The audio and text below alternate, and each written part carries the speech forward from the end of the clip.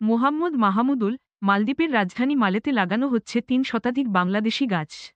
সম্প্রতি মালে শহরের কাউন্সিলে এক অনুষ্ঠানে মেয়র আদম আজিমের কাছে গাছগুলো তুলে দেন বাংলাদেশি মালিকানাধীন দেশটির দ্বিতীয় বৃহত্তম শিক্ষা প্রতিষ্ঠান মিয়াঞ্জ ইন্টারন্যাশনাল কলেজ, এমআই। প্রতিষ্ঠানটির চেয়ারম্যান ও শিক্ষা উদ্যোক্তা আহমেদ মোত্তাকি।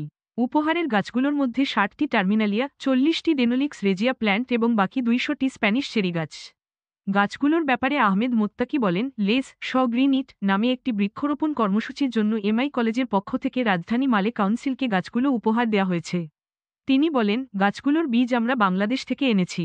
এরপর আড্ডু শহরে এমআই কলেজের নার্সারিতে চারা করা হয়। সেই চারা গাছ এখন বিভিন্ন জায়গায় বিতরণ করা হচ্ছে। ২০২২ সালে প্রাতিষ্ঠানিকভাবে প্রথম কৃষি কার্যক্রম দক্ষিণ এশিয়ার এই দ্বীপ দেশটিতে চালু করে এমআই কলেজ।